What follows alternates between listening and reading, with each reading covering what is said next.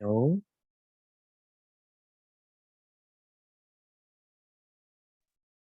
Hi, Debby. Good morning and a happy Sabbath. Those of us that have gathered in this lovely Sabbath morning. And do let me know if I break up at all, because I'll make adjustments right away. And uh, this poor lisping, stammering tongue. Beautiful hymn, beautifully sung, Thibaut. And all of us can probably identify with, having the sacredness of God's messages as our service to humanity, and that we have such inadequacies that we know it's only God, right? Only God can do the work, bringing things to harvest and preparing the heart, including our own. Anyway, let's have an opening word of prayer and we'll begin.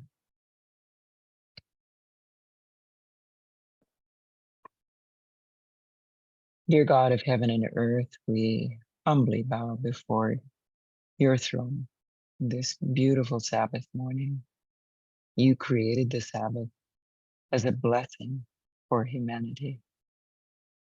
And we're so happy that we tapped in to your Sabbath day at some point in our journey on this earth and have received your multiple blessings over the course of time. We ask that your spirit will guide and direct, be with my mouth, but also be with all of us as we interact and go over some of the review of the theme of feminism. It's a deep work that you want to do in our hearts, and we want to cooperate. So bless us now and be with those that will yet come in. And bless those throughout this earth that have oppression as a part of their day-to-day experience. We look for that day when the cruelty and the evil will have come to an end. And thank you, Lord, that we have been invited by you to play a significant role in the culmination of time, an earth event. So we seek your presence now in the precious name of Jesus. Amen.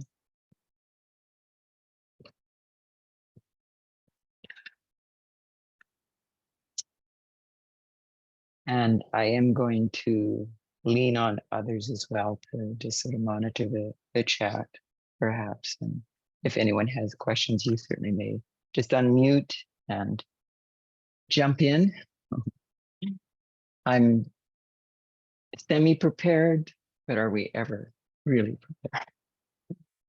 Where the Spirit of God comes in. Amen. Anyway, we're going to begin just with a bit of review of what we covered last time, and also take a little further and go into the different waves of feminism, the different factions of the main factions of feminism, and a little bit more into the 2023 book, The Patriarchs, and then sort of draw everything to a conclusion and finish with this study. Anyway, we'll just review a wee bit the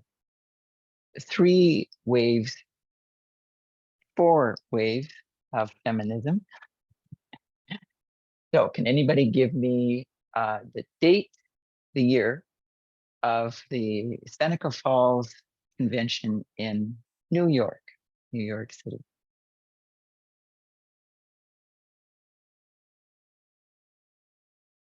Don't forget to unmute. Reciprocity, right? Participation. Anyone remember the year? 1848. I was just about to say, not because I remembered The- off the top of my head, but because I have Google right in front of me. So July Oh, 1848. yes. Yes, it's nice to have access to the internet while a presentation is going on to just quickly Google something. But remember that the 1840 World's Anti-Slavery Convention had occurred, whereby women attended, a few women attended, but they weren't allowed to participate at all. So they were a little miffed, to put it mildly. But we take the first wave of feminism is starting in 1848 and basically take it up to another significant date. It was a bit of a process, but I'll put the main date as being 1920. So that's our first wave of feminism. And a lot of things obviously happen in intervening years. I'm going to keep this timeline simple and based on Elder Tess's original timeline, actually, that he was working from as she unpacked feminism to begin with. But we take it down then to, well, pardon me, I want to unpack a little bit about the first wave feminism. The main goal of first wave feminism and their success ended up being in reference to women's suffrage, to the legal side of gaining women some additional equality. Not all women, as it turns out, is often the case. Sometimes it takes a process of many more years for full equality to come, particularly for people of color. But I want to just mention a couple of, I won't put it up on the board at the moment, though maybe I will. I'll do it this way.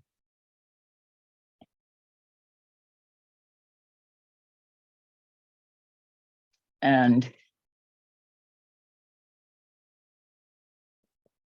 women's suffrage, it was with the 19th Amendment, giving the vote to women. So we'll put in vote, we'll put in Seneca Convention for 1848. And some of the contemporaneous happening at the same time events, rise of communism across Europe, but spread worldwide in the 1840s. And 1848, Karl Marx, his Communist Manifesto, Friedrich Engels, and ended up having quite an impact. I'll say a little bit more about them a little later, but 1840s, 1850s, of course, slavery, race, the issue, the test as well, and abolition. 1870s, men wearing jeans, care of Levi Strauss. But men began wearing denim jeans, and it was mainly ranchers, cowboys, miners in the more, I'll just say, rugged, active kinds of use. And denim wore very well, so it became a thing. In the 1920s, some young women wearing free-flowing trousers for evening wear, or at the beach, some pioneering female farmers and ranchers broke a taboo to don pants. And there were one or two that became a little more in the public eye, a little more famous people, sort of as Hollywood, I'd say Hollywood, but silent pictures were movies were starting to happen, and there were one or two rebel, you could say, women that chose to wear trousers and didn't hide the fact. And so First wave feminism, the main result was women's suffrage. Second wave feminism, and another auspicious date. I'll give it away by putting it up, 1963. Got an extra little thread on my pen, forgive me. Don't want double line. And can anyone recollect anything that would have happened in, well, let's finish off with the other part of the the second wave feminism. And that's the year, boy, sorry, I'm just gonna try and pull that off.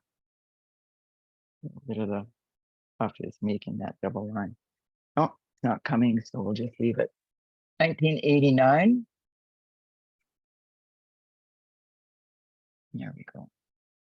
1989, we mark as second wave feminism's end, more or less a transition. It's not a hard and fast date by any means, but it's a date important to us in the movement.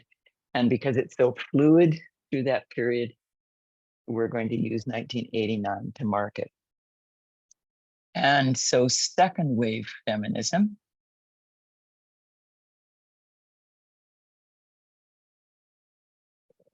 and I'll maybe put up, without having left myself much room, but we'll put up one of the noteworthy things that had quite an impact. A book written by,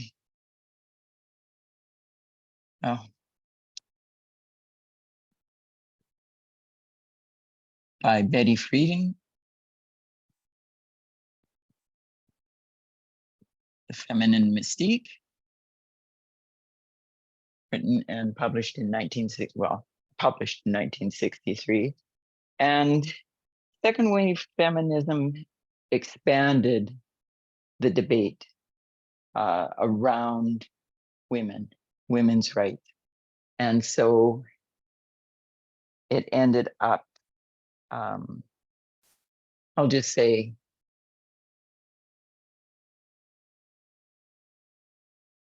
into the forefront. It brought such topics as cultural inequality.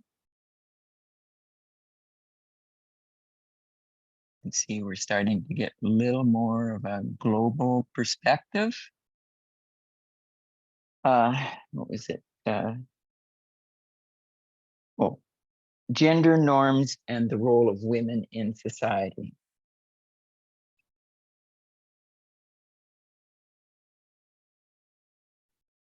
And the role of women.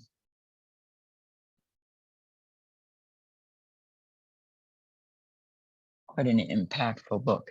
Again, I'll expand on that a little bit more. Some of the contemporaneous external things going on at this time. 1930s. Coming back to the theme of dress for a moment. Women, actually, in 1934, Levi Strauss did develop a women blue jean. And part of that stemmed from the influence of Hollywood, little bit before, but not much, Ronald Reagan's time as cowboy, but also films, John Wayne, these stars that became very big names, Clark Gable, wearing cowboy garb, and the movies were sort of following that same theme. And so as a consequence, dude ranches, D-U-D-E, dude ranches in the 30s and 40s became very, very popular. You know, those city folk going to a ranch that opened their doors to see what it's like to live on a farm, or to round up cattle, or whatever it was that was offered. And as a consequence, the dress of women had to be transformed.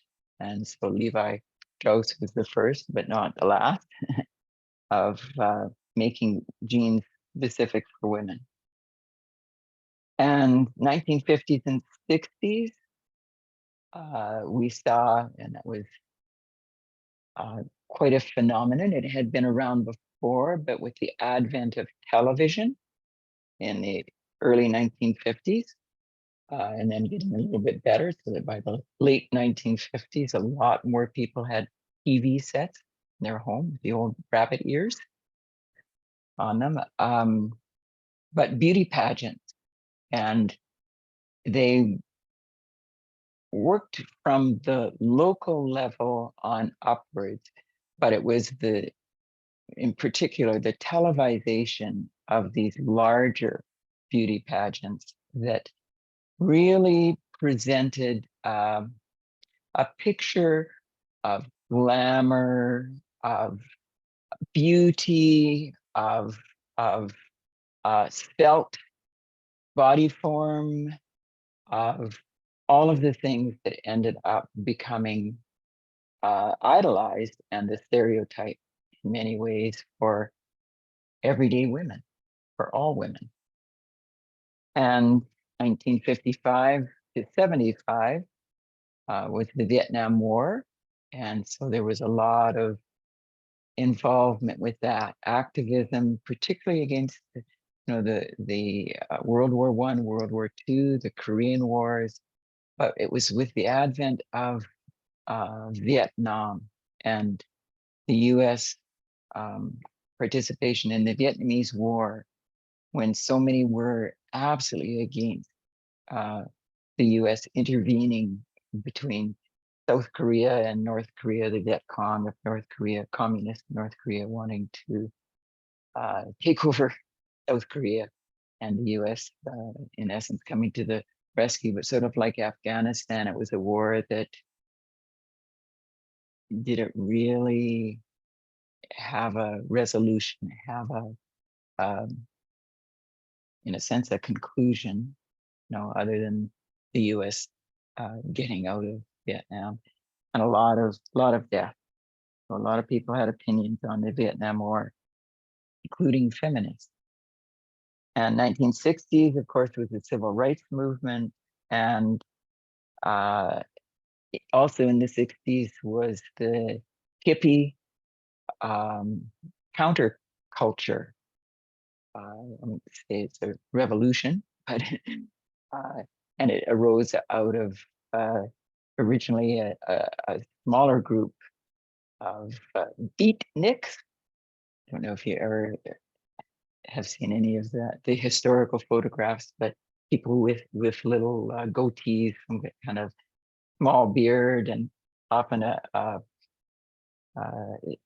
tam or some kind of little cap for the men anyway, tilted to the side, and very artsy, very into music, different kinds of music. And this, of course, was when music as well was taking some changes from the 1930s, 1940s era, music, big band sounds, those kinds of things. And the youth, as often happens, the youth want to carve their own path. And so they end up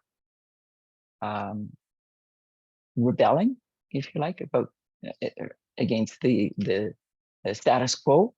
And then, of course, in 1989, the development of the World Wide Web and everything that has transpired after that. So, and there were two things that Elder Tess had noted, and I'll just put them up. Intersectionality, and we spoke to this a little bit last time, and I will as we continue on. And it continues. And then a legal case, Price Waterhouse v. Hopkins.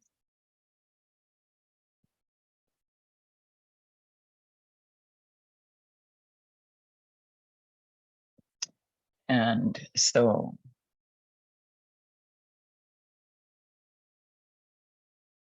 we'll highlight main results of the second wave of feminism, the focus, as in the first wave, but expanded. The second wave focused more on legal, and I'll just say redress, fairness in the courts, different cases, Price Waterhouse being one of the ones we definitely highlighted. And then some of the changes in terms of I'll just say on the cultural side, fighting stereotypes.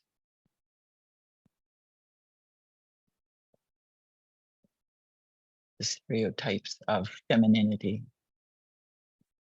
And many women in the, not to generalize for all, but many women in the second wave of feminism did not embrace their sexuality. They wanted to, and consequently, some, took on a very mannish, what was at that time viewed by society as a very mannish persona, and sort of discounting femininity, society's picture of femininity. And so second wave actually is the one that is probably had the greatest impact of all of the waves. And it's at this point, sorry, I'll also mention, we forgot to put the dates up, but 1991 was the beginning of the third wave of feminism.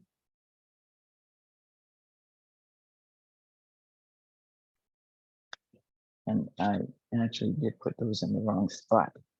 I was mixing myself between second and third. I'm going to take that out to make it more accurate. Legal redress, second wave. And it is a case of both first wave and second wave had focus, foci, I guess, but they had almost a single focus in the terms of first wave. It was the vote, but they were also trying to open up that women could be in the workforce, and as had happened in World War I, but also have educational opportunities.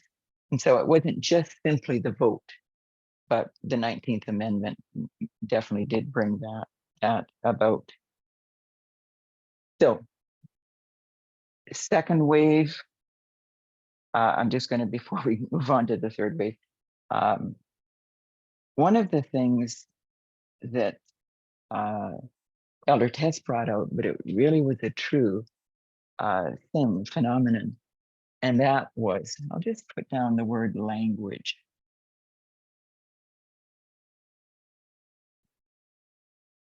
Because one of their battles was to try and, in a sense, change society's view of women by altering some of the language. And words like girls,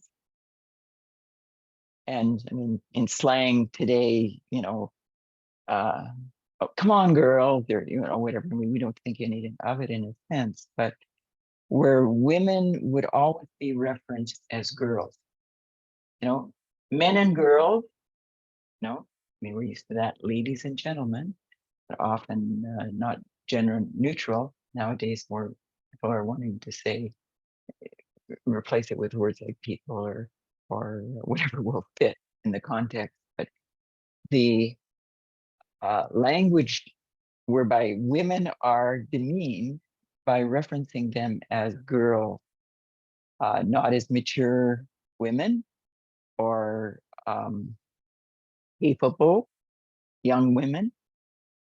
Instead, just always, whatever the age, being referenced as girls, whereas men always had that additional bit of respect given to them. Okay, so moving on to the third wave. Forgive me for that little bit of confusion.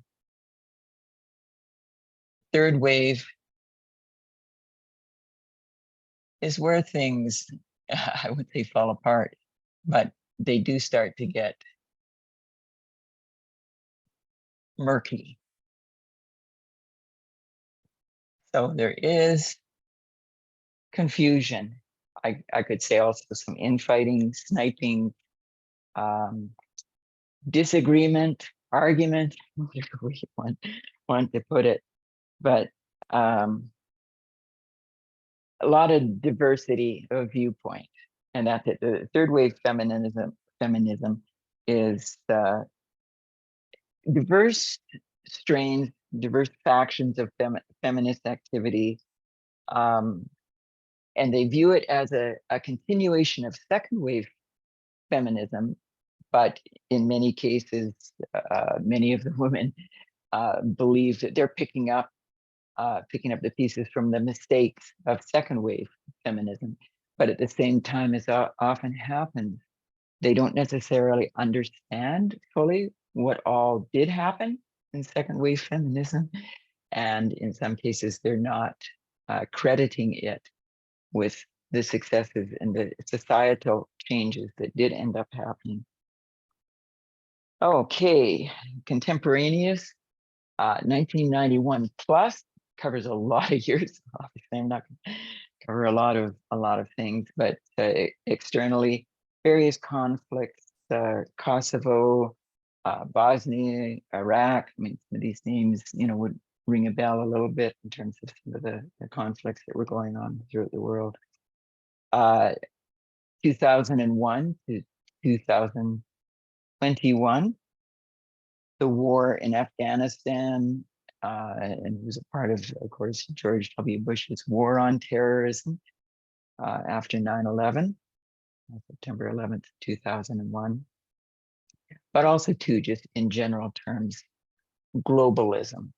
There's shifts, far more globalism is unseen now.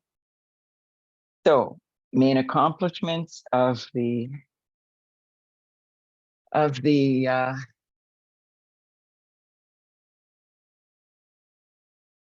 third wave. Victories not easily discerned.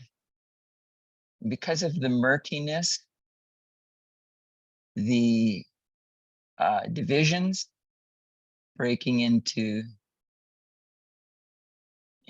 different factions. There were some victories on the path along the way, but a lot of confusion, a lot of disarray in a sense.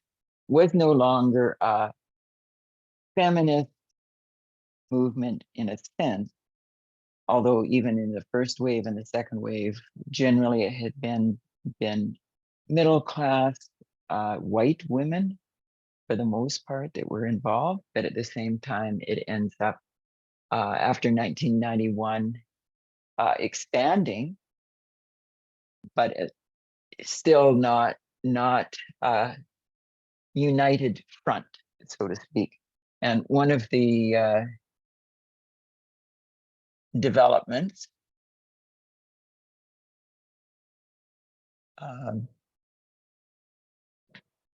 Elder Test makes mention of girl band start taking off. And I'm just going to comment now because in cases I very definitely may forget later, but and it's not that we endorse, some things that end up happening on the left, or some things that end up happening in the progression of developments, things like feminism and the journey. We don't necessarily in our movement endorse everything that happens, but at the same time coming to understand, certainly as radical feminists, and unpacking things a little differently, looking at things not from a moral standpoint, which often is the liberal feminist perspective, one of condemnation in some cases, but instead to really understand what's going on. And in some cases, it is a case that developments are happening that are in your face, that are edgy, that are not necessarily supported by mainstream society. But the goal is in part to get a reaction and to break up things and to interject in some cases, new life, but interject something different and get people thinking and starting to consider things. So third wave, and I'll put it on our line, but as I say, I'm going to put it down below. Last time I used green, so I'll maybe use green. Not that the colors display too well on the internet, but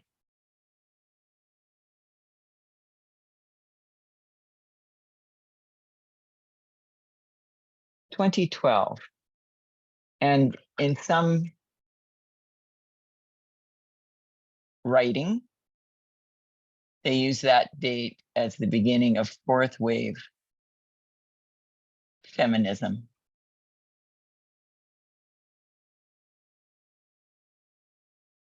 But there's a lot of disagreement as to whether or not there even is a fourth wave of feminism that has taken off. Sorry, So, Debbie.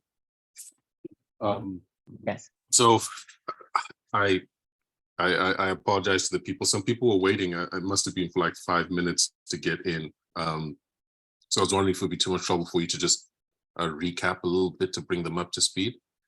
It's good to recap anyway.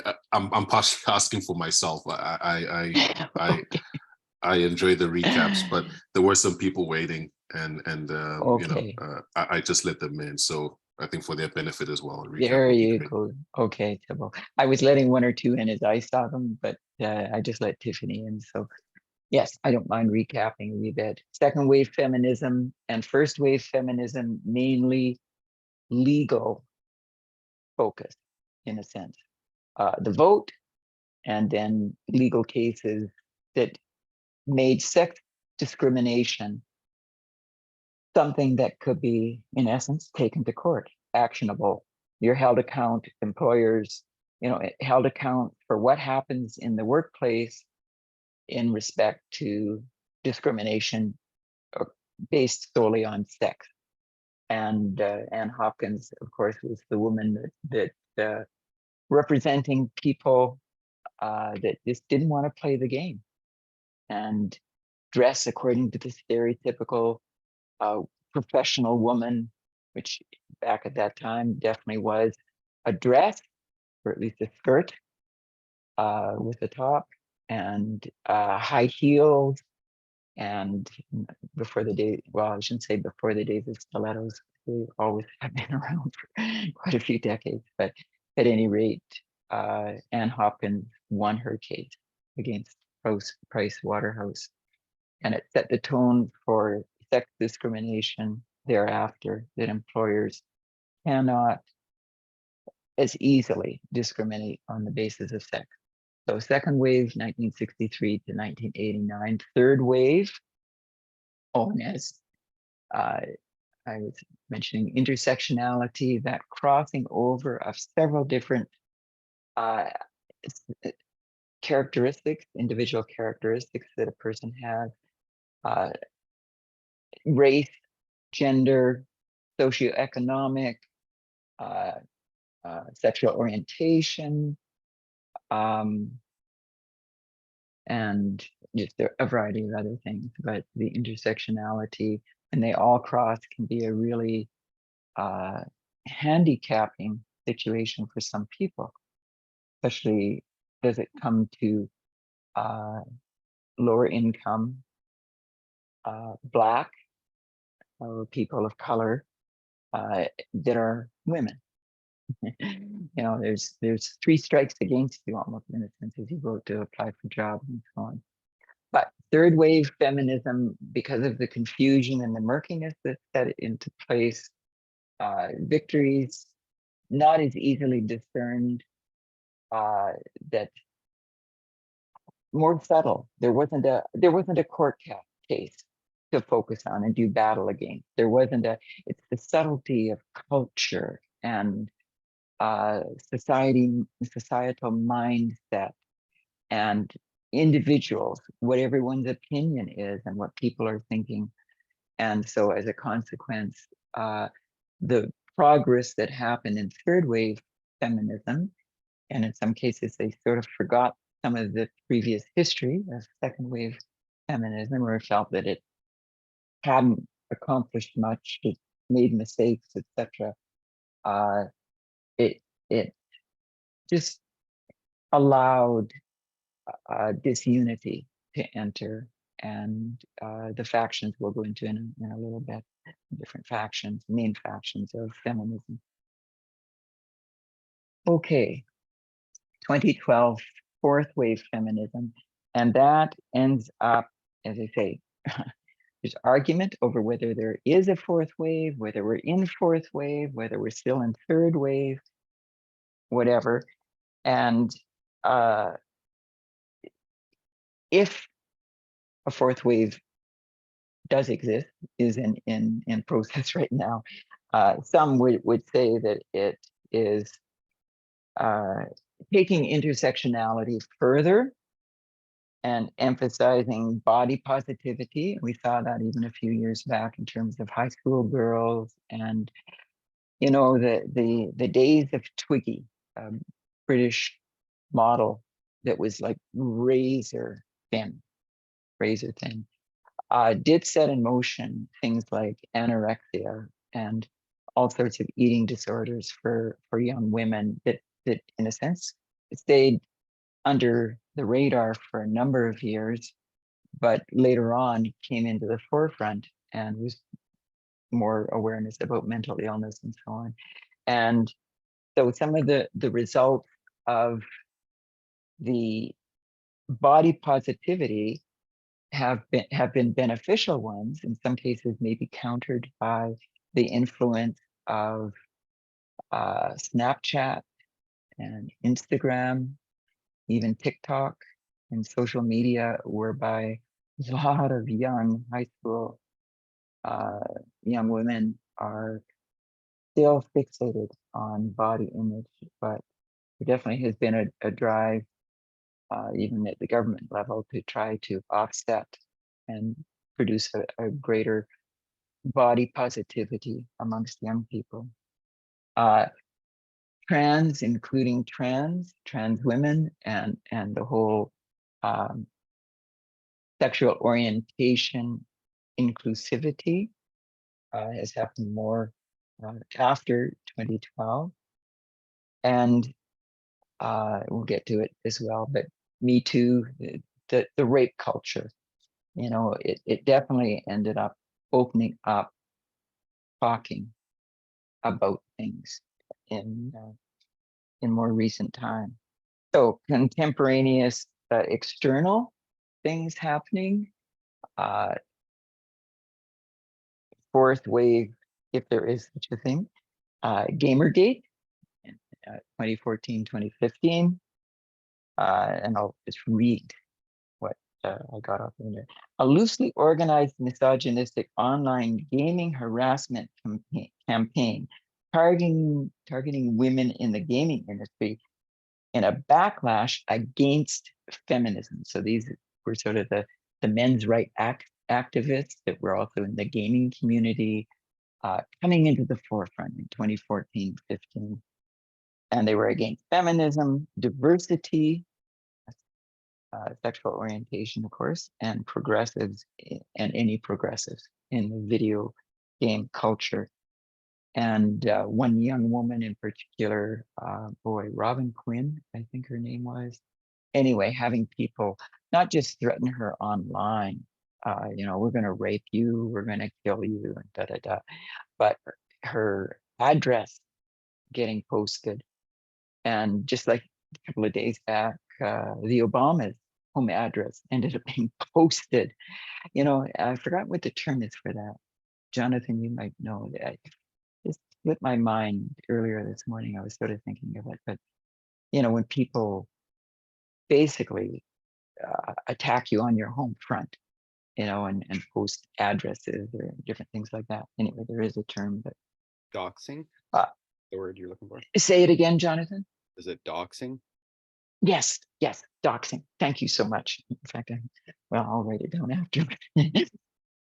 And so fourth wave feminism, and as I say, in a sense, I'll possibly use the green for it too. Fourth wave feminism is a little bit more nebulous than the other three, but one of the things I'll make mention of is in Canada, the inquiry into the missing and murdered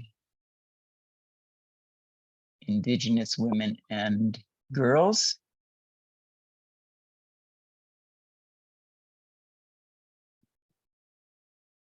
And it was only after years, if not decades, where many Indigenous young ladies, young women were being murdered, in BC, the northern part, Prince George, sort of north, just some of the highways, and maybe a young woman hitchhiking or just different situations and so on, and just case after case after case. In some cases, not even a body found or the person found, just missing. In some cases where they have been found tragically murdered, and police, the social agencies, government, just apparently nobody really was taking charge and doing anything too much about it. So that was a development just for them to have an inquiry into it. And let me see, I want to make sure that was just a quick overview of the, I want to make sure I haven't missed anything in this sense.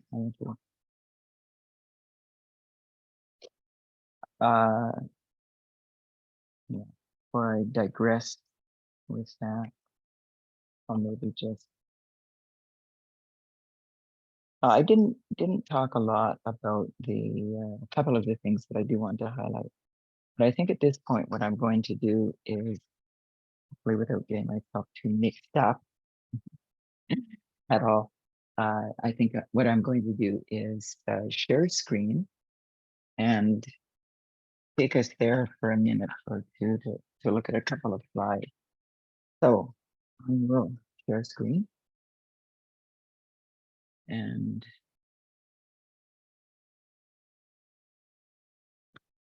bring up these little banners always have a tendency to be in the wrong spot.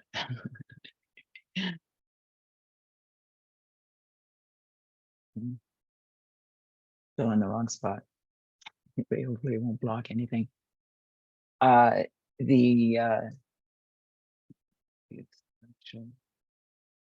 just speak to a couple of the slides.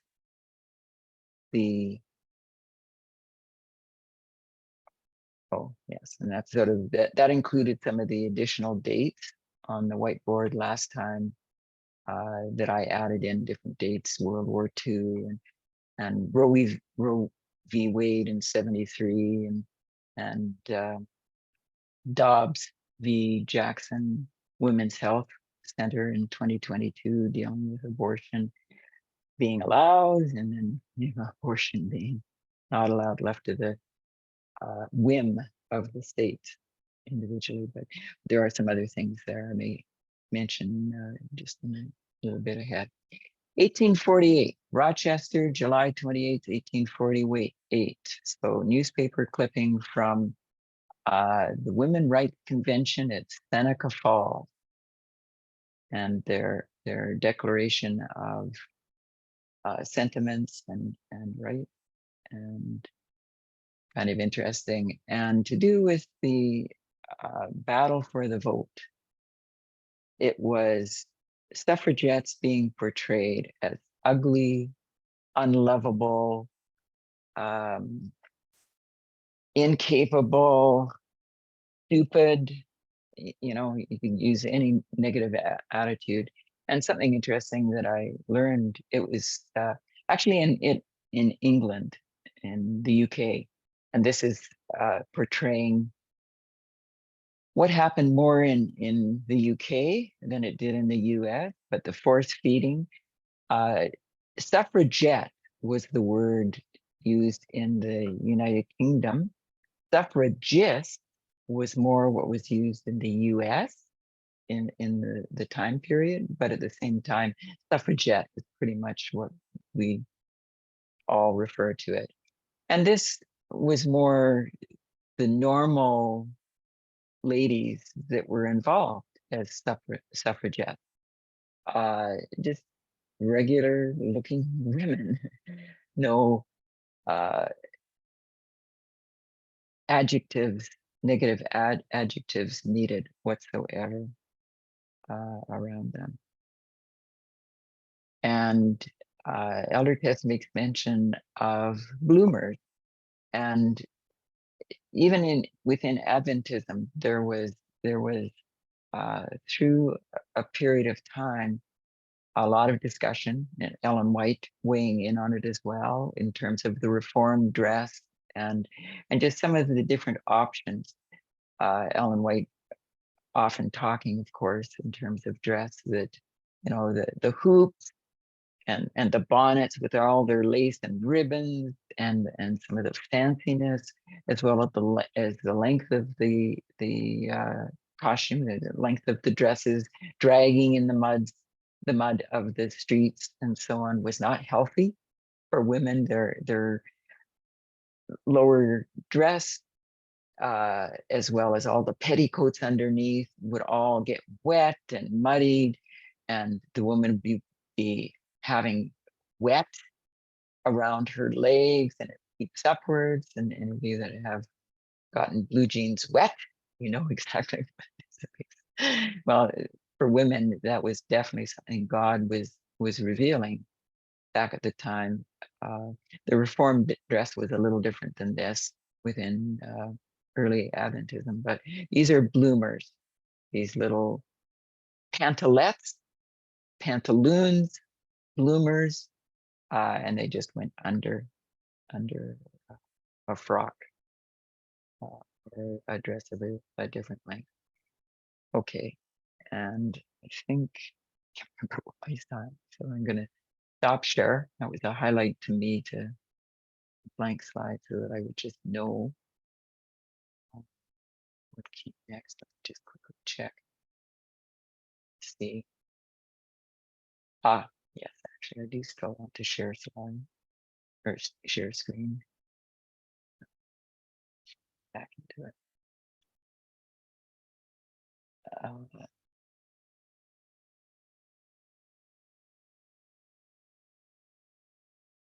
we go.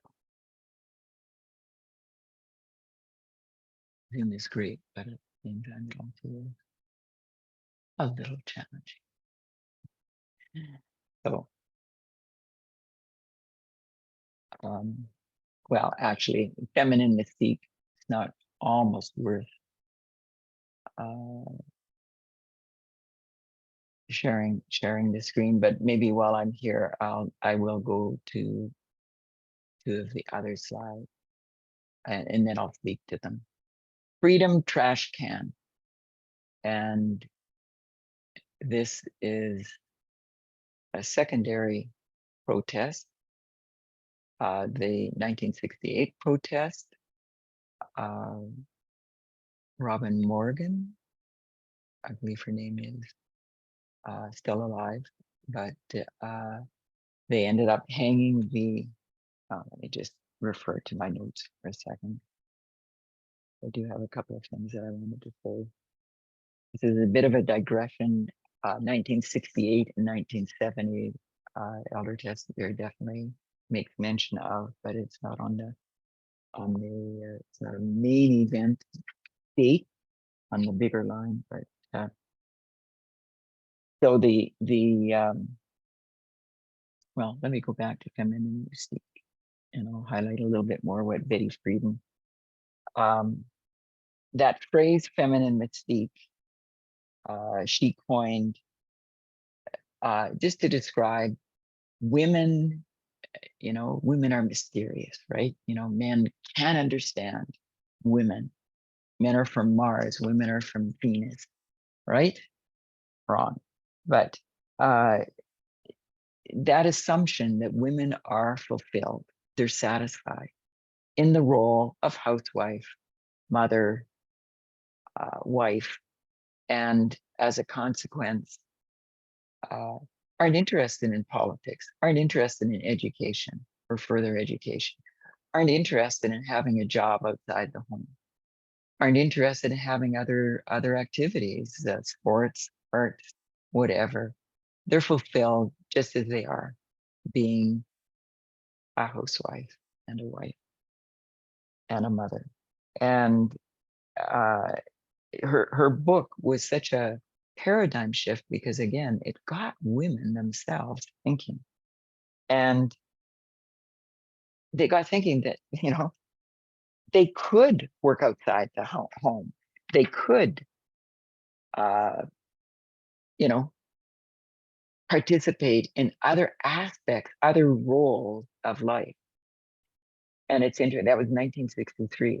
And it's interesting, in 1968 actually was the year that the term, the wave, or wave, was applied to feminism. First wave, second wave, third wave. And many women rose up against that metaphor. They didn't like the application of wave as a metaphor. But there were others that felt it was very fitting. You know, the waves of, you know, surges forward and it goes back, surges forward and it goes back. Then it's just like the ocean waves do with the tide. Anyway, and the other thing was this 1968 Miss America beauty pageant.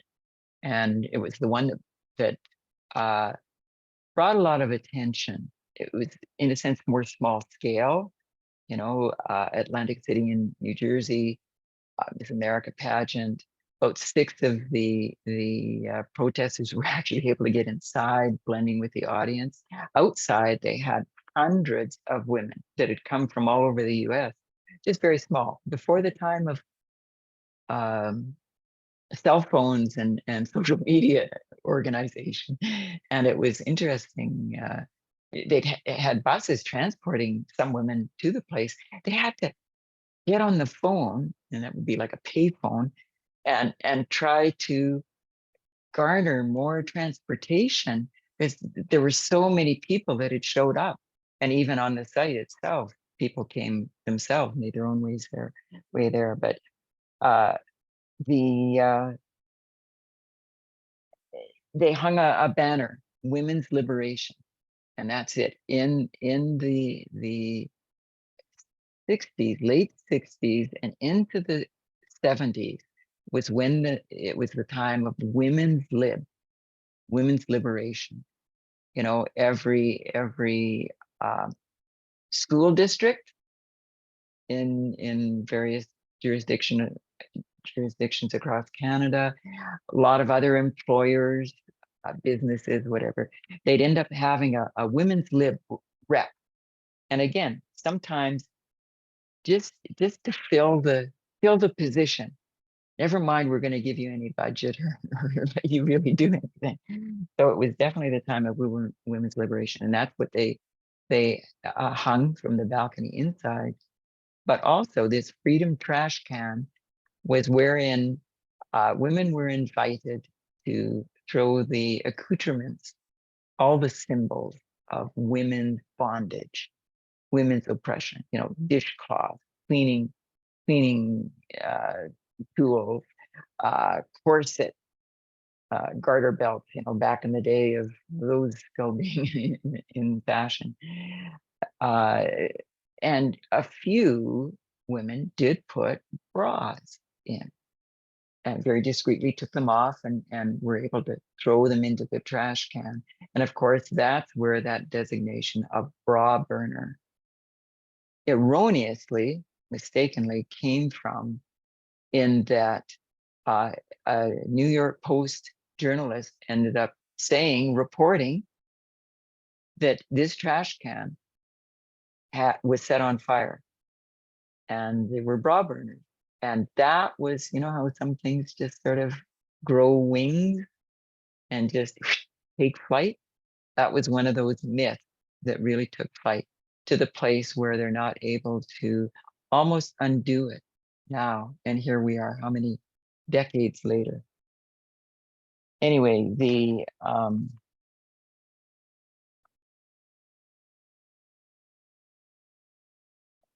and those, of course, were all the symbols of sexism. And the other one I want to highlight is the 1970 Miss Universe beauty pageant. And Bob Hope was the host of it that year. I think he actually hosted it, a few different times. But anyway, this was the auspicious year in particular.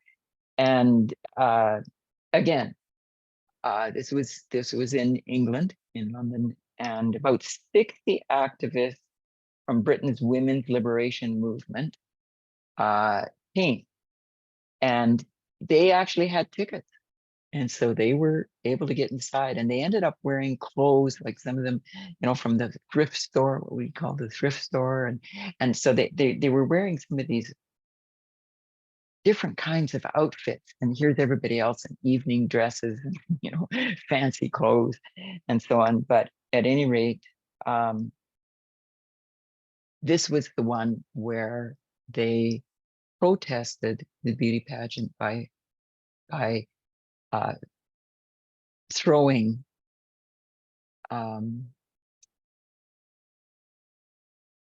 flour bomb, like wheat flour, kind of flour bombs and different other projectiles onto the stage. And at this point, I'm going to stop share for a second. I'm not wanting to in any way support or condone. What I'm wanting to do is show a short little video clip to give a bit of a flavor of the misogyny, and more as a little bit of a caveat, as a warning for any of us now, today, as we hear different things, as we are in different groups and conversations are happening and so on. One of the things that can be the most dangerous often is joking and entering into where sexism is occurring through laughter. Don't you have a sense of humor? I was only joking. Kinds of things certainly have called out. They all, and that's a form of the gaslighting that is so prevalent nowadays. But anyway, I'm going to show a brief, whatever it is, 2-minute video clip for you to get an idea of what was happening in 1970.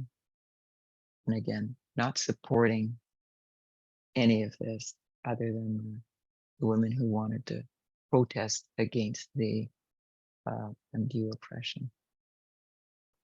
It's covering my screen shares. Let me just Do that again. Hopefully the sound comes through okay.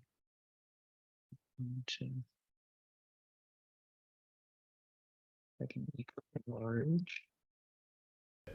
This is a camera lucida, and for the whole of the 19th century, it was the indispensable drawing aid for great masters. I am very, very happy to be here at this cattle market tonight. Moo. No, it's quite a cattle market. I've been back there checking calves. Now, the fight to save our wildlife has many rewards, ladies and gentlemen, not the least of which is getting your wife to wear a cloth coat.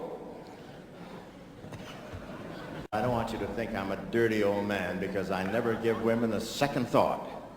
My first thought covers everything. And we must preserve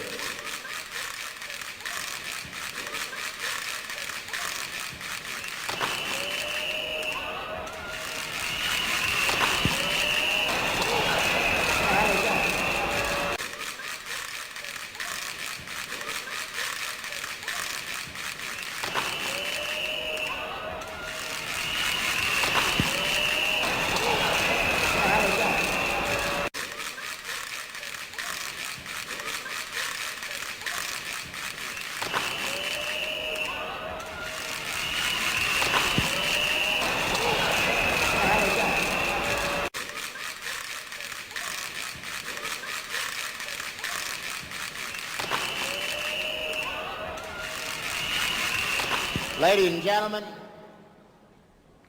this is a nice conditioning course for Vietnam.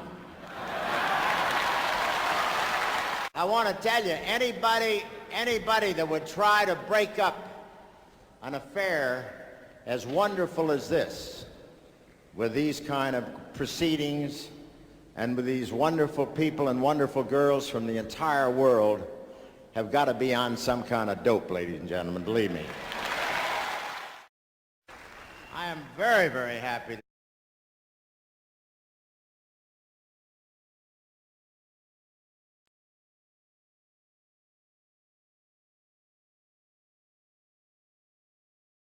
You're muted, Debbie. I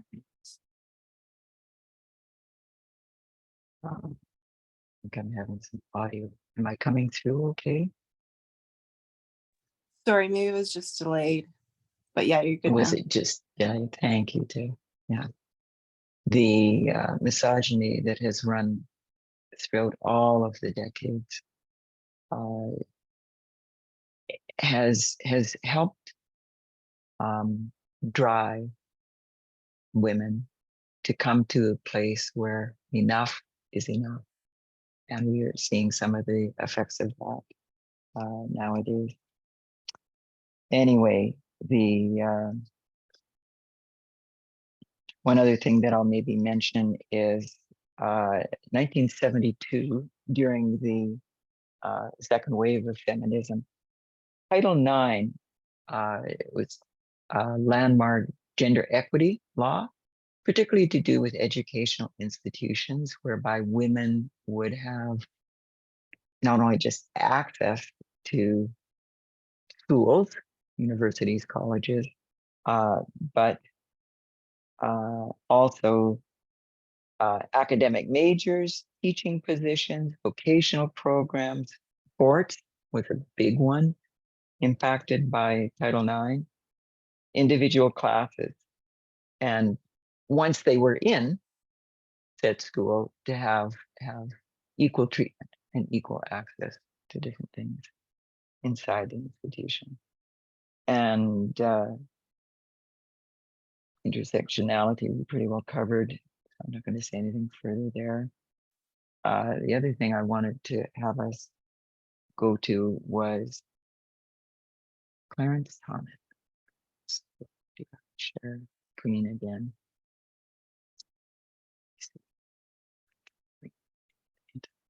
Before I do that. Oh, okay.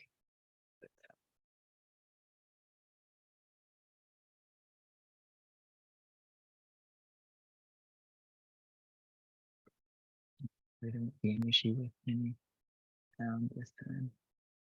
So the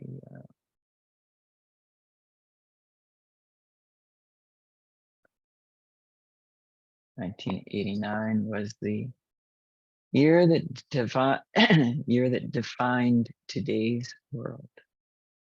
And the, obviously the Time magazine cover.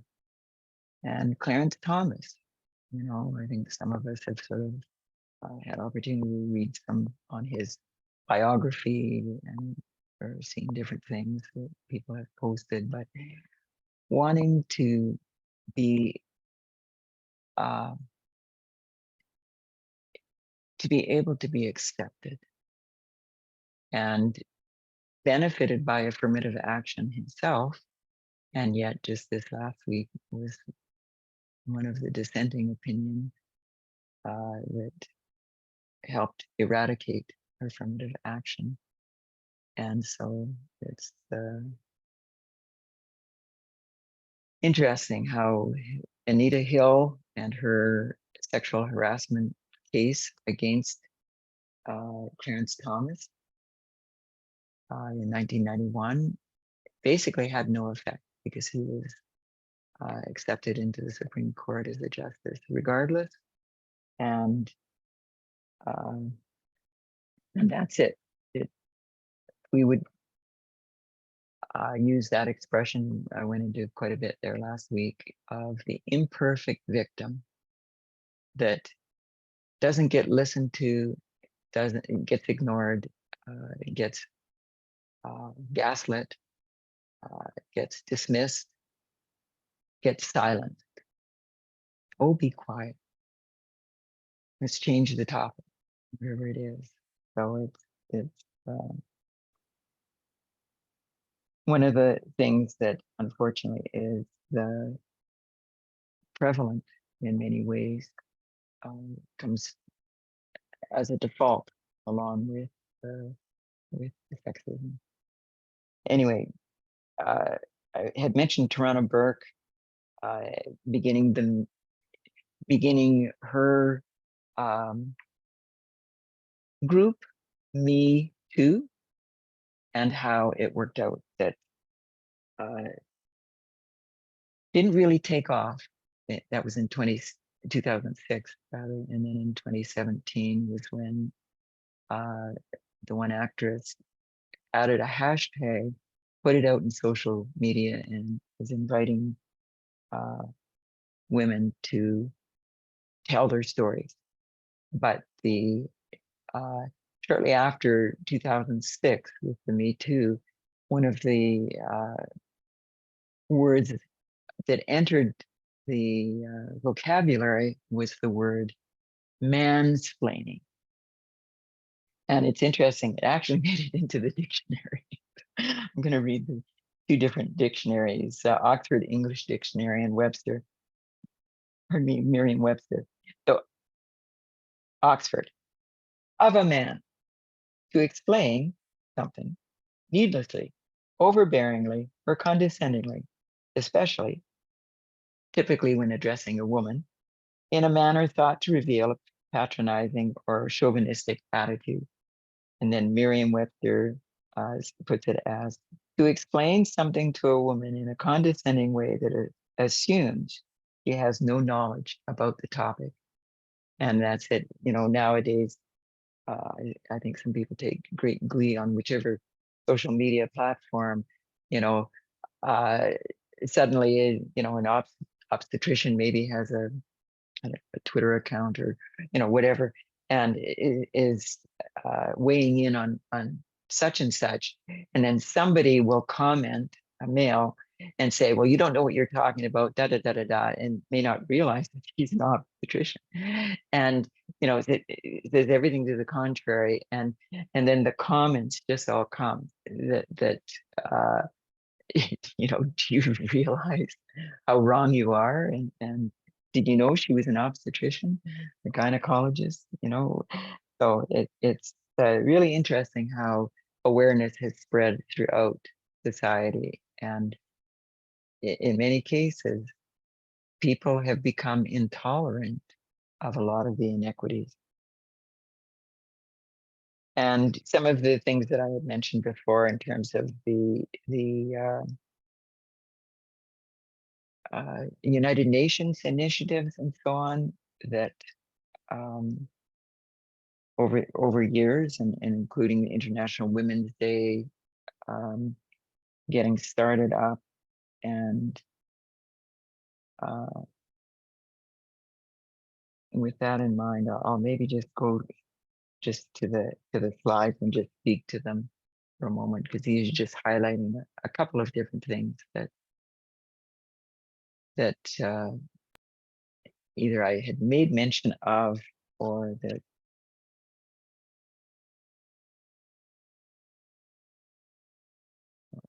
got to close it out. Yeah, there we go.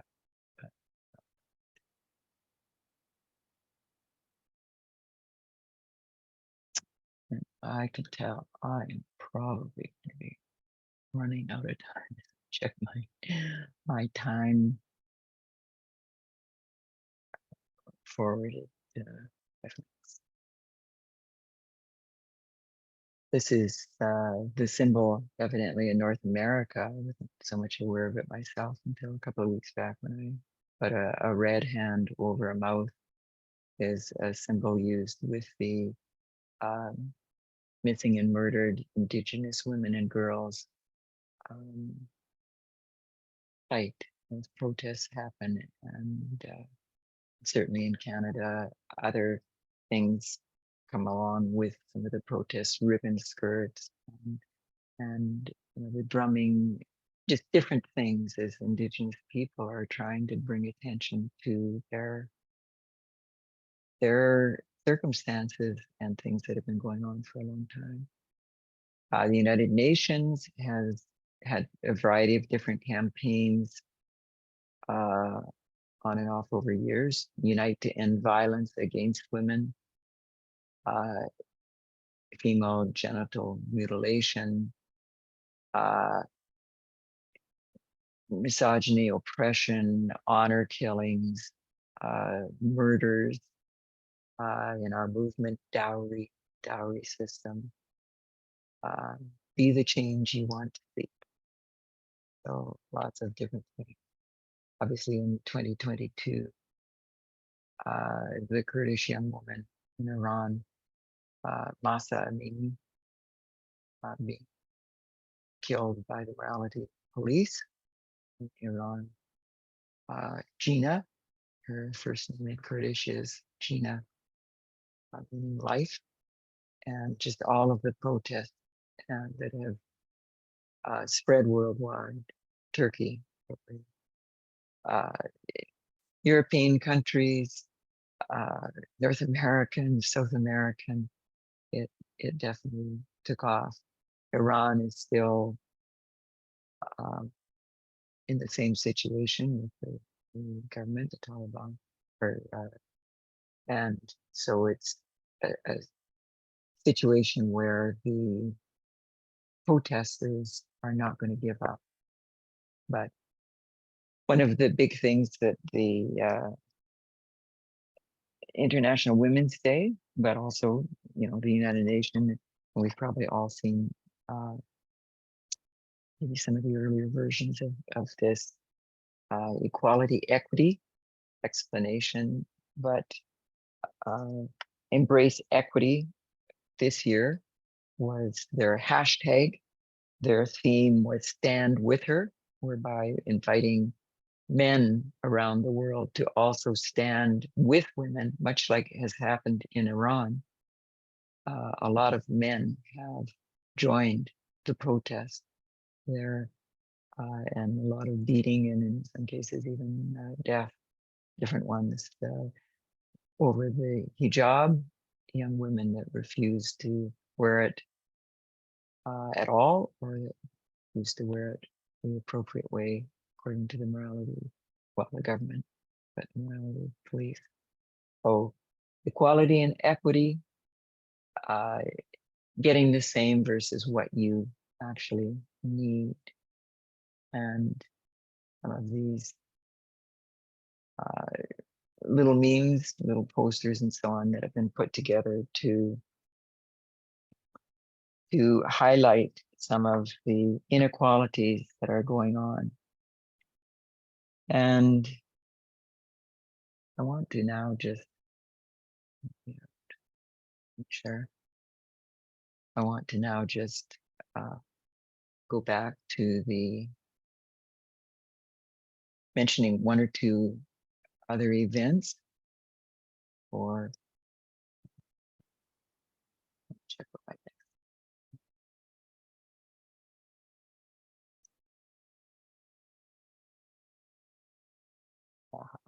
yes. Okay. So the other events, April of this year, Equal Rights Amendment was shot down again. 1923 Equal Rights Amendment never passed. And then 1972 passed in Congress, but this year it was before the Senate. It has to pass both chambers, House of Representatives as well as the Senate. And it needed, in April, as it was before the Senate, it required the support of 9 Republicans in the Senate. And at that time, Democrats holding a narrow 51-49 majority. But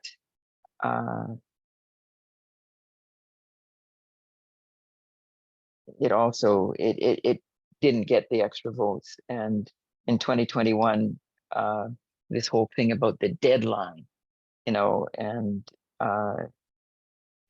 ratification after the deadline, and that's it. Illinois and Nevada this year we're now calling that they wanted to, they were signing on to the ERA and they wanted to have it ratified, but it didn't fly.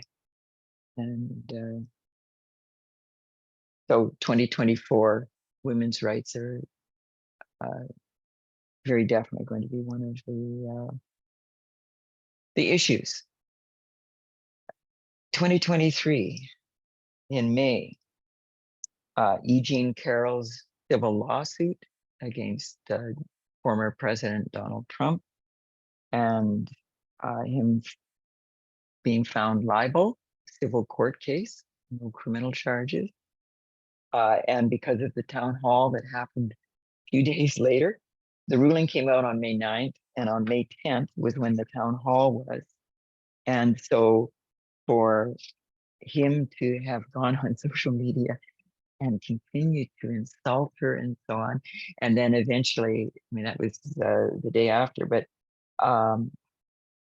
it turned out that the judge actually did allow it, her lawyer, to add it on to the original civil case.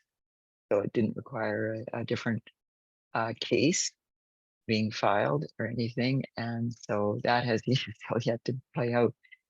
Is it going to impact Donald Trump at all? I mean, his legal issues definitely continue, don't they? But anyway, several things in June have happened, previous months as well, but more in the forefront in just this past week even. Women in the field of science, women in science research, whether at a university, tenured or what the context is, women mariners, women at sea. This couple of days back, this case with the US Coast Guard, and it's surfacing, cases that have been ignored, pushed under the carpet, nothing dealt with, and instead the young women themselves end up quitting and moving on, damaged, broken. Women in Antarctica, women in the far north, whereby it's almost like there's something just written, almost like a male manifesto, and certainly the men's rights activists would agree. But some kind of manifesto that men operate from, whereby they're entitled, you know, in close proximity with a female, um, female walking by, you know, construction site, whatever. I mean, a wolf whistle, uh, uh, inappropriate touch, and everything beyond. And that women are there simply just to serve and to be at the pleasure of. And that's what the book, The Patriarchs, goes into, goes worldwide and over time, whereby different scenarios and the kind of oppression that women have faced and are facing and will yet face.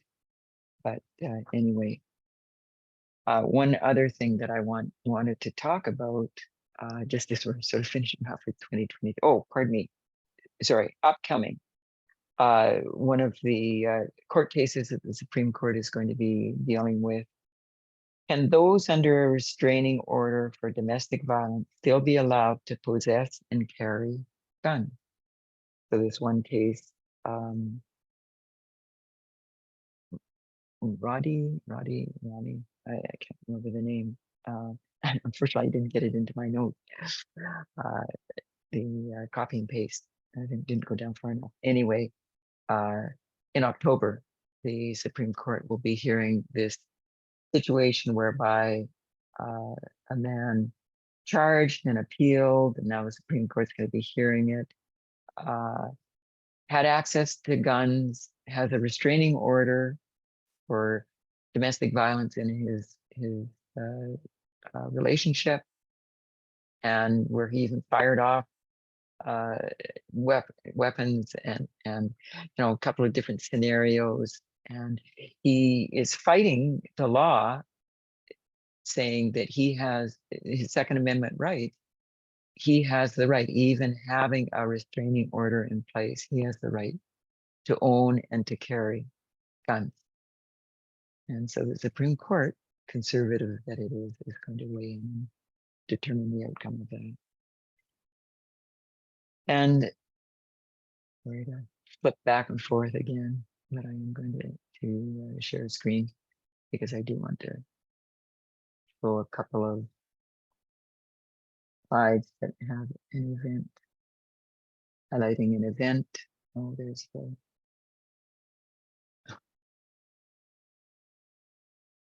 Dobbs v. Women's or Jackson Women's Center, and current slide. Okay. And abortion and reproductive rights really are going to be an issue on the 2024 presidential election.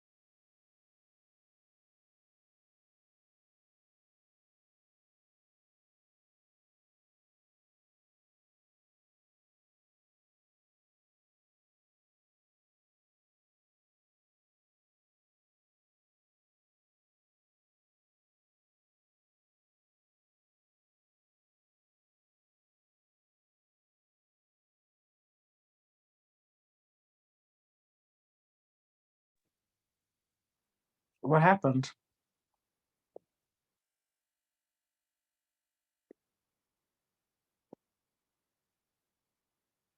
I think her line dropped. Let's give her a few seconds to reconnect.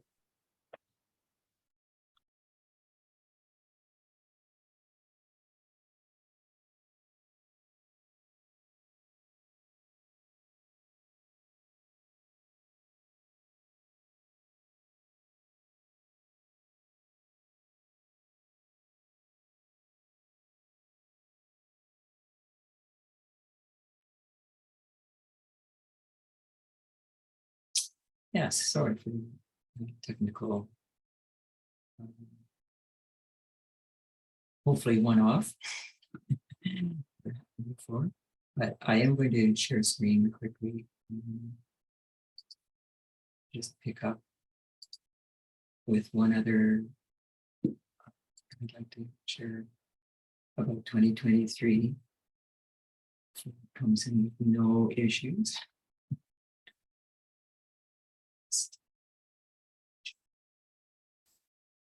Okay, so as we there, that was where the screen absolutely just froze, and then we have the whole computer just crashed.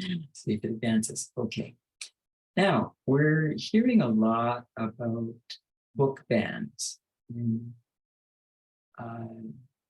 more recent time, different laws being passed, and whatever. And so what I'm wanting to speak about right now is a group with the name as portrayed on this lovely artwork, Mums for Liberty. And we could perhaps equate it with liberal feminism. In some respects, even it would fit a little bit with cultural feminism, but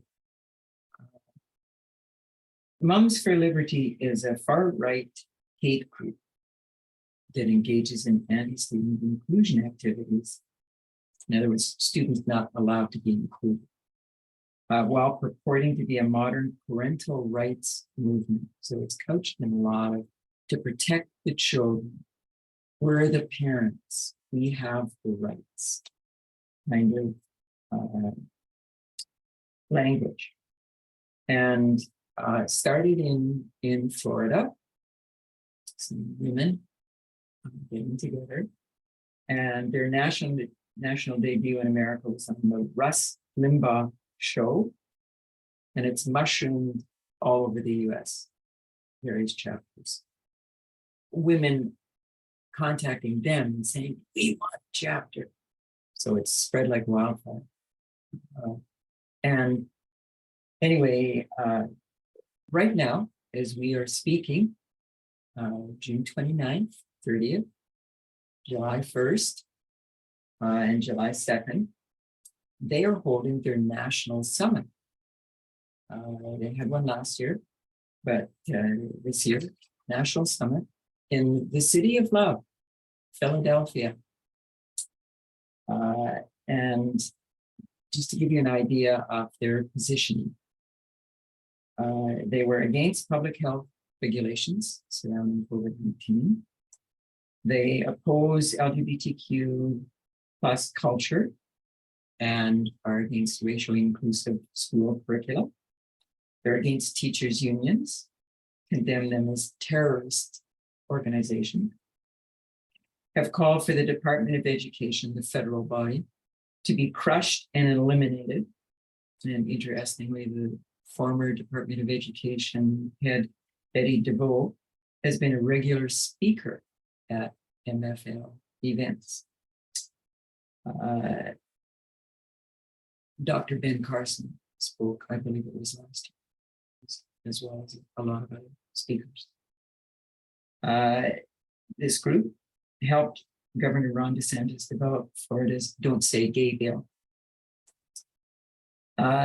They have taken to heart Steve Bannon's advice about getting elected at the local level. in their case, school board elections. And in 2022, they supported over 500 candidates, 76% of whom were first-time candidates running for any kind of local government position. Effect change from within, right?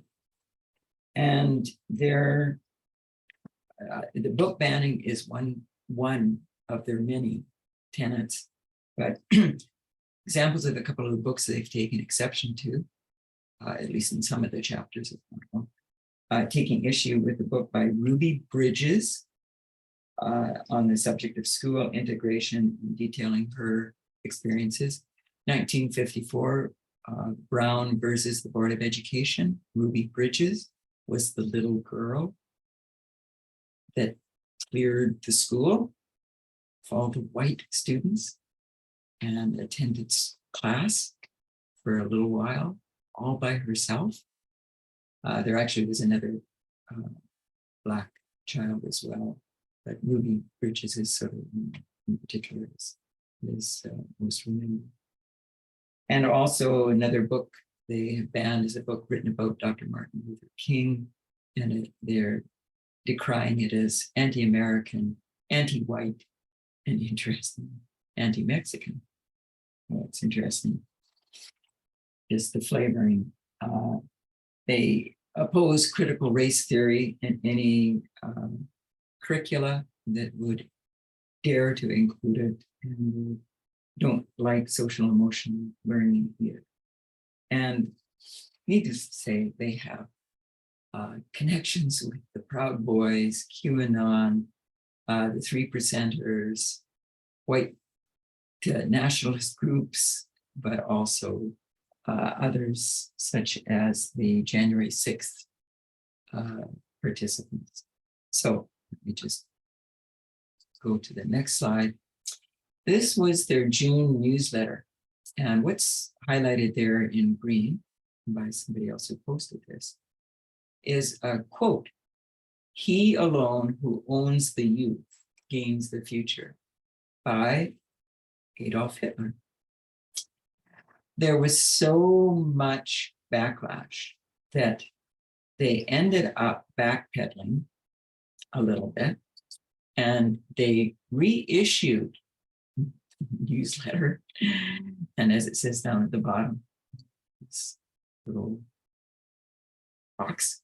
This version of the June newsletter for the Hamilton County chapter of Moms for Liberty was posted to Facebook at 11:25 p.m. Wednesday this week, 3 days ago.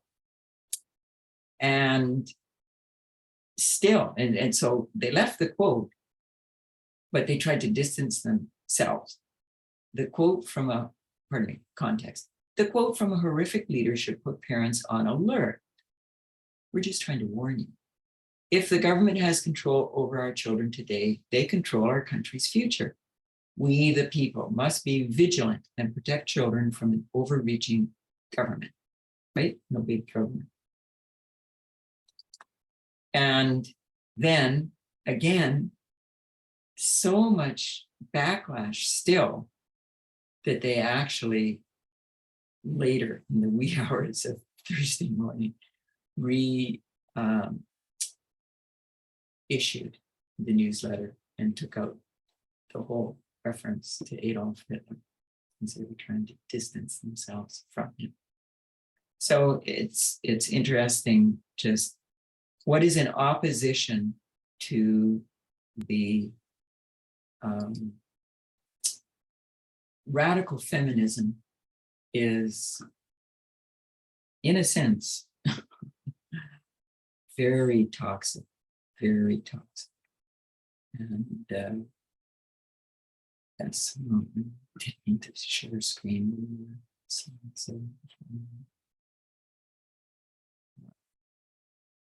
breaking from it. So, share screen. I have it in the record. So this is the slide with some of the other events highlighted, and then as well the slide shows better, and then the title of the book, The Patriarchs, which I'm obviously time maybe getting to as I would like. It's okay. We have pretty much done this study, so I'll make some closing remarks and so on. But one thing I did want to do was detail a little bit more information in terms of the three kinds of feminism. And we're all fairly familiar with the titles. We've got the cultural.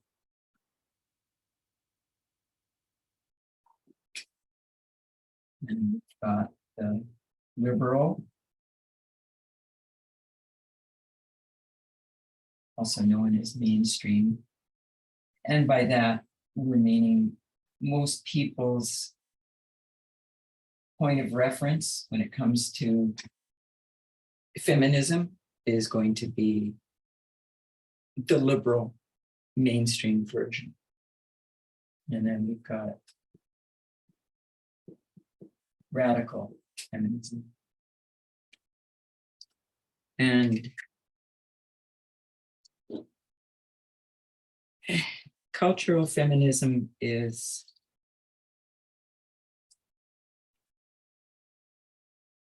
deals with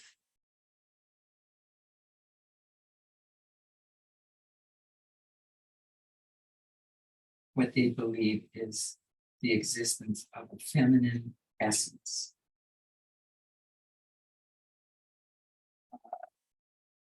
Also, feminine ethics of care.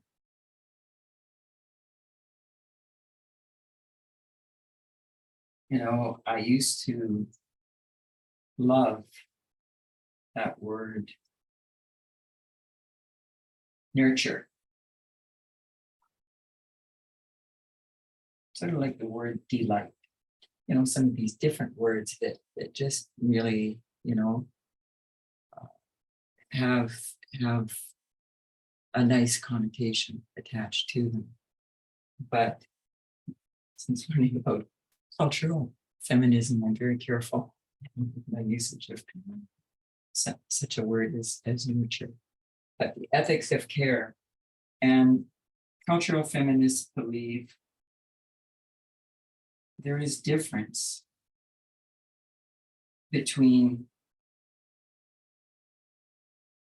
men and women. And they believe in a type of equality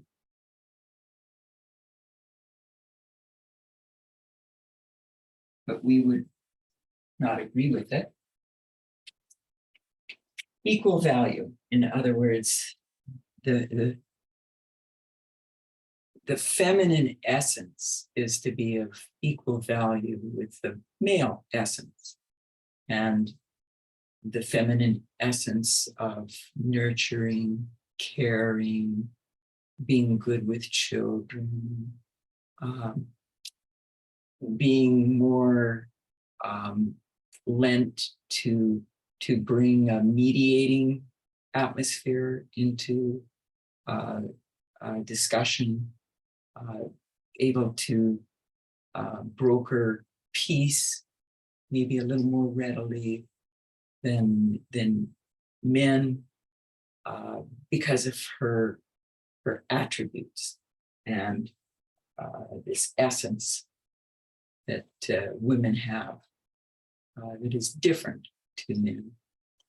And in many cases, you can probably sense a condescension that still is very subtle, but subtly there, but is there. And this is the kind of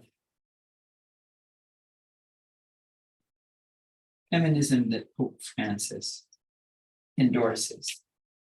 No, we're not going to ordain female priests, but we value the women.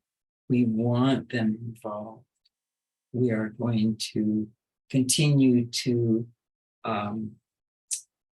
honor what they bring to the table, kind of feminism.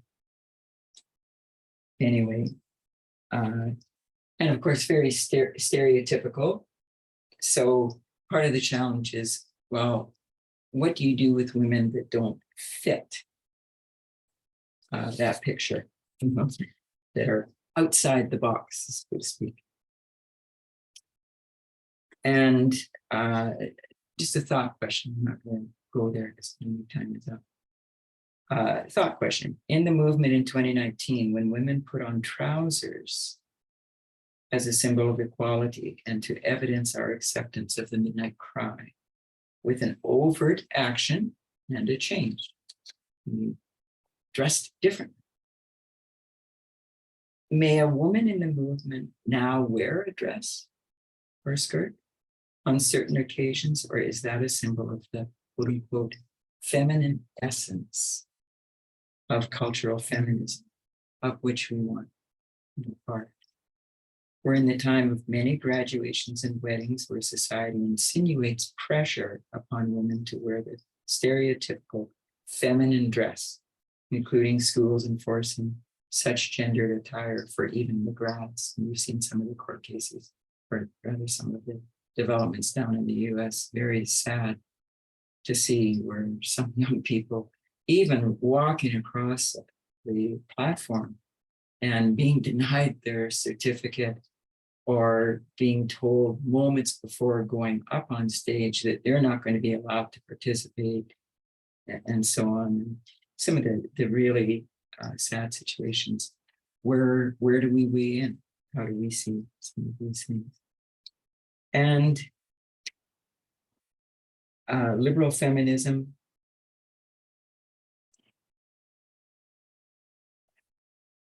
the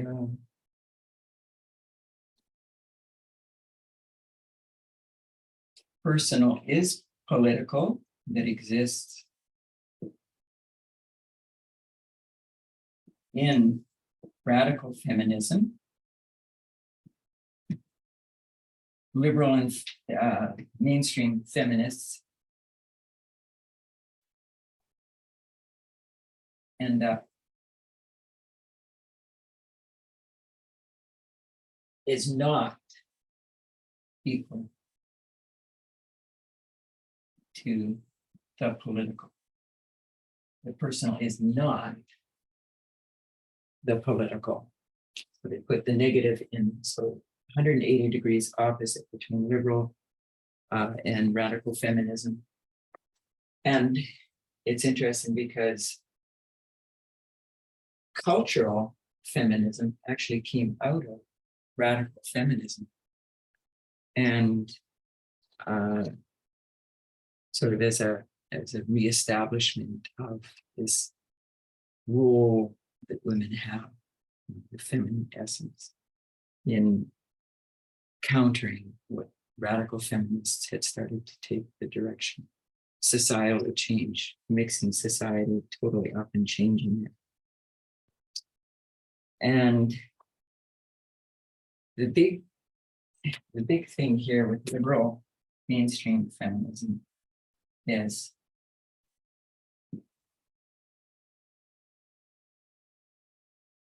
if a woman chooses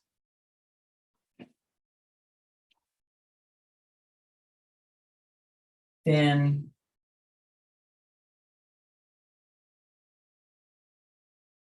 it's an example of empowerment. So it comes down to the choice, women choosing.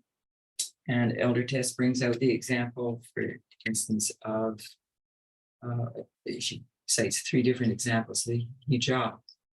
And so if a woman chooses to wear the hijab,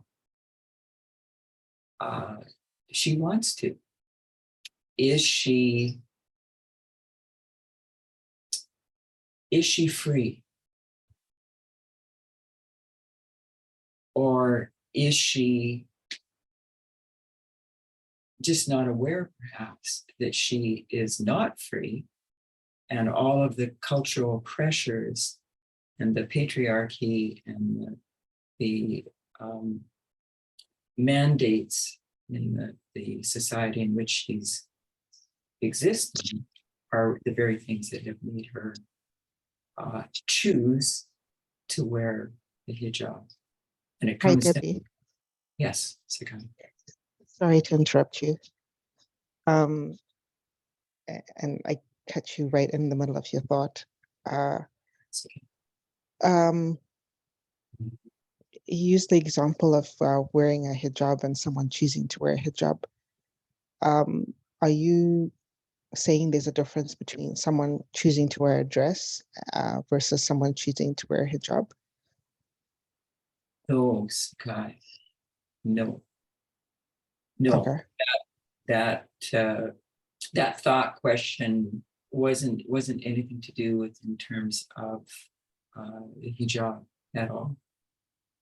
No, that thought question dealing with wearing a dress or not, like in our movement. First and foremost, that would be an individual decision, right? Which is why it was more a rhetorical question. But why is that? The symbols are well, in a sense, Sakai, I mean, you brought a good point forward. When some of us as conservative Seventh-day Adventists were wearing what we believed was the form of dress that God wanted us to be wearing, and basing it upon whether scripture or spirit of prophecy, you know, as we were understanding it at that point in time. In a sense, it is a symbol then of us, even though we're choosing to wear it. We have been culturally conditioned, and maybe only amongst conservative Adventist society, but we have chosen to wear it in a sense for, yes, some of the similar reasons that a woman in Iran would be choosing to wear a hijab. Another example would be Hutterite women or Mennonite women that also, you know, wear long dresses, many times very similarly patterned fabric and so on, usually with a head covering, and even within Adventism, women. Can I say we're past noon now? I'm wondering if we could maybe close off the worship and then open up the discussion. That's probably a good idea. Let me just get two more points in. That could be good material for discussion, because Elder Tess's three examples were the hijab, prostitution, and beauty standards. So we can maybe see that for after. But in reference to the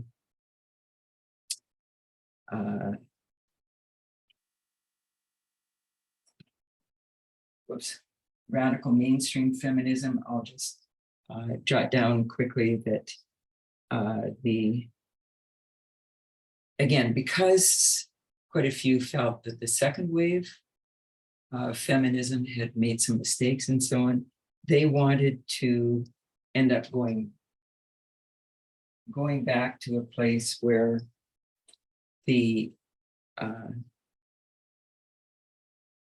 you work within society and you end up still being able to have or to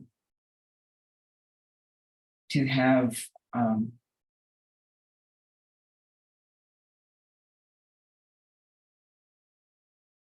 can have feminine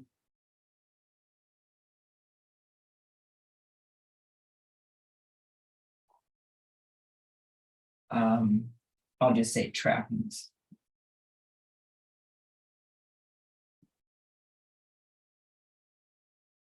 And wanting to, in a sense, be separated from those of the second wave feminism that took on more the mannish and what many liberal feminists would have termed and even at the time, many feminists did see it as unattractive. And consequently, liberal feminists, mainstream feminists say you can have both. You can have both worlds. You can have your femininity and at the same time still be a feminist. And so there's nothing wrong with makeup or as I say, some of the other trappings that society deems part of feminism. Now, I have another thought question. Let me just read into the record that if a woman chooses headship, if she chooses patriarchy, is that freedom? And that's it. We'll save that for the discussion. But two things I do want to bring into the recording still are in terms of the liberal feminism. There are situations whereby there is a lot of abuse that ends up happening, and we see the power differential being imbalanced, where there are people in positions of perhaps authority, mainly men, that have power because of position in a company or position in government or whatever the context is, power over somebody who's in a lower position, and how this imbalance in power can end up causing a situation whereby some young female perhaps is placed in a position of under threat, that if she doesn't participate, could it affect her career if she's a star, or if she's working her way up in the political world or in the media world or whatever. So there's a power imbalance, and we've seen a lot of different cases of that. I mean, they've been happening through all time, I'm sure, but just the mayoralty race in Toronto, John Tory having resigned earlier in this year, and a lot of other different cases. The other thing is cases where there ends up being a lot of behind closed doors abuse that ends up happening.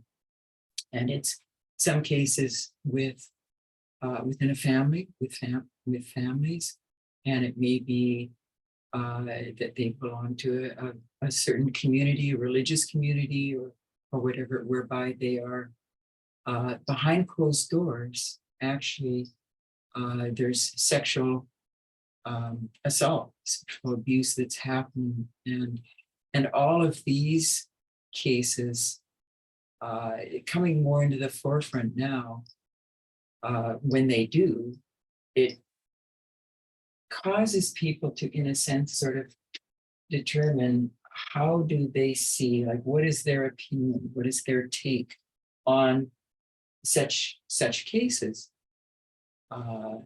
and are they going to stand in a situation where they see that there is no freedom, but instead it's the personal is political, and therefore society, laws, things have to change to allow equality to actually exist, particularly for women and marginalized groups. Anyway, radical feminism, personal is political, no personal decisions that are not also political. And sexism is so built into society that it really, we have to dig deeply in order to root it out within ourselves. And that's it. I'll just say appearance under liberal mainstream feminism. Appearance important. And with radical feminism, of course, it's not that appearance still isn't taken into consideration. I mean, any of us, you know, if you're clean, you're neat, you know, etc. I mean, those are things that are important. But they want to, I'll just put it, get beyond appearance. Get beyond appearance. Women are more than their appearance. Whoops. Beyond. Get beyond appearance. They have qualities and intelligence and things that women bring that they should be valued equally and be given the leadership roles and be, you know, able to participate on an equal footing. Okay. The conclusion that I'm going to end off with is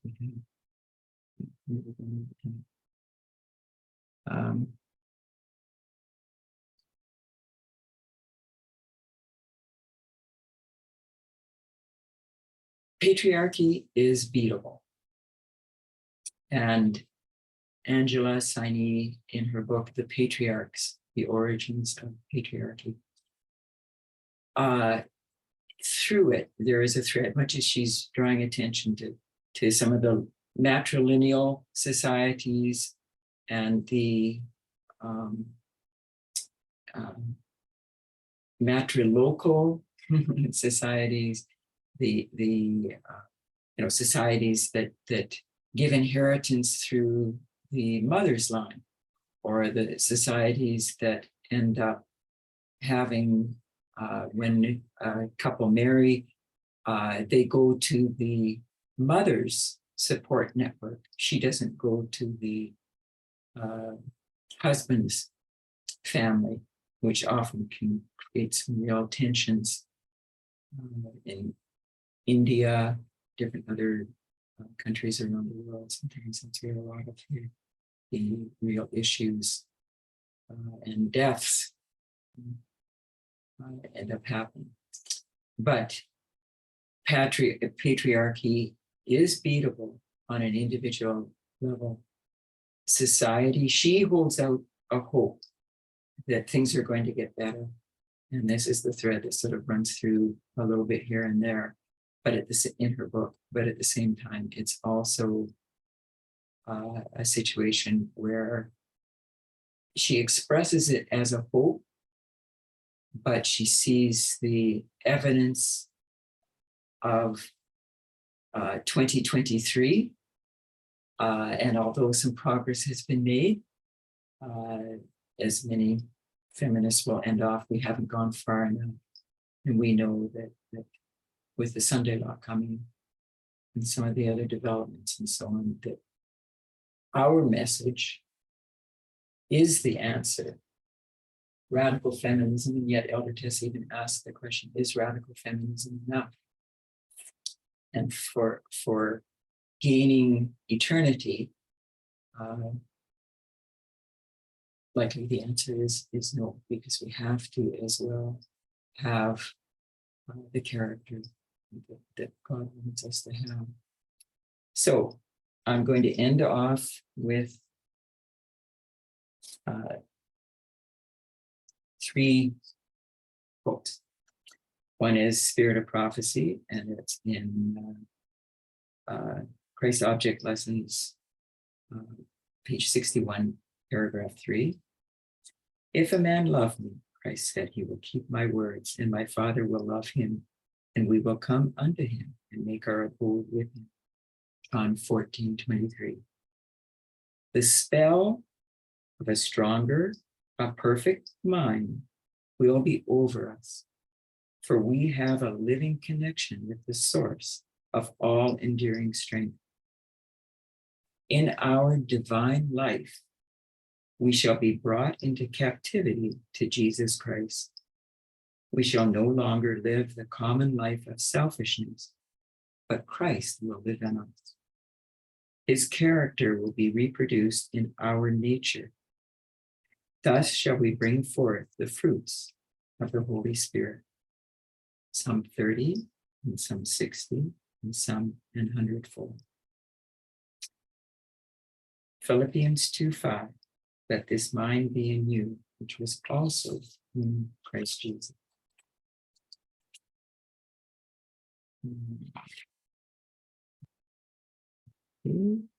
Oh. 2 Corinthians 10:5. Casting down imaginations and every high thing that exalted itself against the knowledge of God, and bringing into captivity, patriarchy included, sexism cast out, bringing into captivity every thought to the obedience of Christ. And then lastly, but the fruit, Galatians 5:22. But the fruit of the Spirit is love, joy, peace, long-suffering, gentleness, goodness, faith, meekness, temperance. Against such there is no law. And they that are Christ's have crucified the flesh with the affections and lusts. If we live in the Spirit, let us also walk in the Spirit. Let us not be desirous of vain glory, provoking one another, envying one another. And I'll just finish with my words.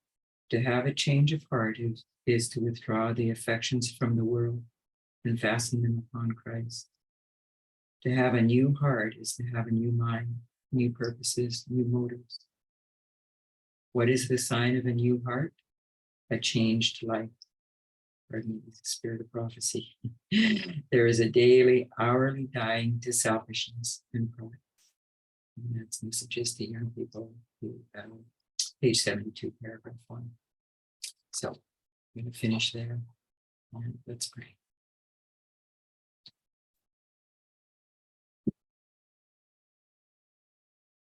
Dear gracious, loving God, we need your help navigating the time that lies ahead. We know that sexism is everywhere. It's in the air.